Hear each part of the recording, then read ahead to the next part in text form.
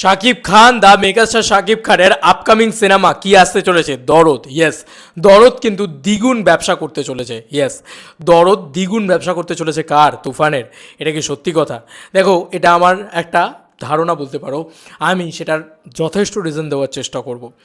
এক হচ্ছে, মেগাস্টার শাকিব খানের নাম ফেটে গেছে এখন, আর কিছু করার নেই। এই মানুষটা পপুলার হতে শুরু করেছে, আরও পপুলার হয়ে গিয়েছে আফটার রিলিজিং তুফান। এই মেগাস্টার শাকিব খান এখন গোটা বিশ্বজুড়ে আরেকটা পরিচিত নাম হয়ে গিয়েছে। একে তো গোটা বিশ্বজুড়ে তাণ্ডব দেখিয়েছে তুফান, তাছাড়াও মানে বিভিন্ন জায়গায় শাকিব খানকে নিয়ে আলোচনা অনেক বেশি বেড়ে গিয়েছে। আজ থেকে 3 বছর আগে শাকিব খানকে নিয়ে যে কথা হতো, বা আজ থেকে 1 বছর 1.5 বছর আগেও যে শাকিব খানকে নিয়ে যে কথা হতো, আফটার রিলিজিং তুফান শাকিব খান কিন্তু একদম চেঞ্জ হয়ে গিয়েছে। শাকিব খান নামটা কত বড় হয়ে গিয়েছে সেটা তার রেমুনারেশন দেখলেই বোঝা যায়, কারণ সে 2.5 কোটি টাকা নিচ্ছে এখন একটা সিনেমা করতে। তাহলে বোঝাই যাচ্ছে যে দরদ কত বড় একটা সিনেমা, এবং দরদ একটা বড় ছবি। দরদ বেশি ব্যবসা করার অনেকগুলো রিজন তোমাদেরকে বলি। দরদ একই দিনে সর্বত্র রিলিজ পাচ্ছে, ওয়ার্ল্ড ওয়াইড রিলিজ পাচ্ছে।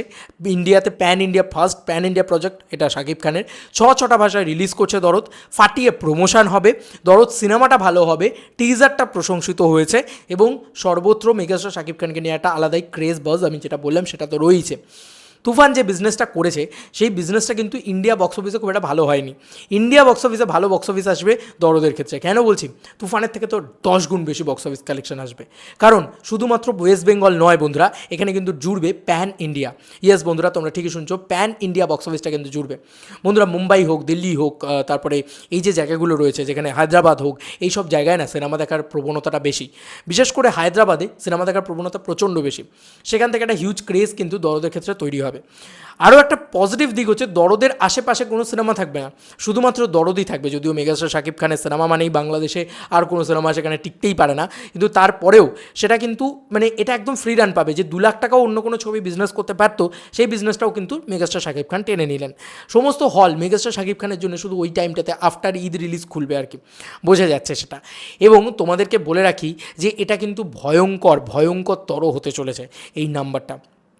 দরদ ফাটিয়ে প্রমোশন করবে, সে কারণে আরও বেশি করে মানুষের কাছে পৌঁছতে, মানে প্রত্যেকটা ঘরে ঘরে শাকিব খান পৌঁছতে সক্ষম হবেন। এছাড়াও দরদ কিন্তু এমন একটা প্রজেক্ট যেখানে কিন্তু বলিউডের আর্টিস্টরা রয়েছেন বন্ধুরা, এবং এই ছবিটাতে মেগাস্টার শাকিব খান অনেক খেটে অনেক বেশি দিন করে শ্যুট হয়েছে। মানে এটা কিন্তু তুফানের মতন তাড়াহুড়ো করে বানানো প্রজেক্ট না। তুফান যদি তাড়াহুড়ো করে বানিয়ে অত ভালো সিনেমা হতে পারে, দরদ এত দিন ধরে সময় নেওয়া হয়েছে, শাকিবিয়ানদের আশা তো অপূর্ব। বাংলাদেশের কথাই যদি বলি, বাংলাদেশেই মেগাস্টার শাকিব খানের ক্রেজ কিন্তু দিনকে দিন বাড়তেই থাকছে। তো কোথাও গিয়ে মেগাস্টার কিন্তু সেখানেও একটা অন্যরকম রেজাল্ট দেখাবে। আমার এটাই মনে হচ্ছে যে বাংলাদেশ বক্স অফিস তো ওনার আতুর ঘর, ওটা তো উনি ওই জায়গায় বাঘ। ওখানে শাকিবিয়ানদের হিউজ পাওয়ার রয়েছে বাংলাদেশে, কিন্তু বাংলাদেশ বক্স অফিসেও জাম্প নেবে দরদ। কেন বলছি? ঈদ ছাড়াও জাম্প নেবে কেন? কারণ তুফান, তার আগে 3টে প্রপার ছবি এসছে, যেরকম ধরো প্রিয়তমা, রাজকুমার, তুফান, এই 3টে ছবির বক্স অফিস কালেকশন কিন্তু মেগাস্টার শাকিব খানকে আরও বড় বানিয়ে দিয়েছে বাংলাদেশেও। মানে বাংলাদেশের গলি গলিতে প্রত্যেকটা ঘরে ঘরে শাকিব খানের সিনেমা দেখবে না এমন মানুষ নেই। প্রত্যেকটা মানুষ আগে শাকিব খানের সিনেমা দেখতে যাবে। তাই দরদ তুফানের থেকে বেশি বিজনেস করতে চলেছে।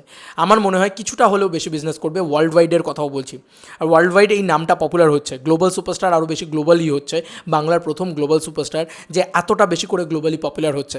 সব মিলিয়ে এই সিনেমাটা মালয়েশিয়াতে রিলিজ করতে হবে, প্রপার রিলিজ।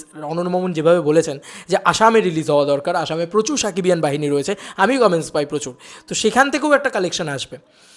তো অ্যাকচুয়ালিতে দরদ কিন্তু মারাত্মক কিছু হতে চলেছে। এবং দরদের ক্ষেত্রে যেটা ভালো হবে, যেটা তুফানের ক্ষেত্রে হয়নি, সেটা হচ্ছে তুফান কিন্তু কলকাতা প্রমোশন একদম করেনি সেরকমভাবে দেখতে গেলে।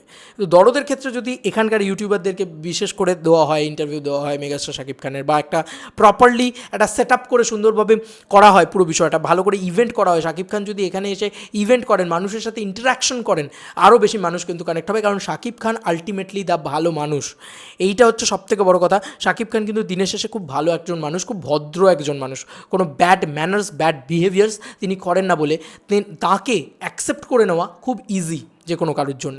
তোমাদের আর কি মতামত? তোমাদের কি মনে হচ্ছে যে তুফানের থেকেও বেশি বিজনেস করবে দরদ? আমি কমেন্টসটা কিন্তু বিগত কয়েকদিন ধরে কমেন্ট সেকশনে পাচ্ছিলাম বলে এই ভিডিওটা নির্মাণ করলাম। তোমাদেরকে আর কি মতামত জানিও কমেন্ট সেকশনে। চলো বন্ধুরা, নতুন কোনো ভিডিওতে দেখা হবে, বাই।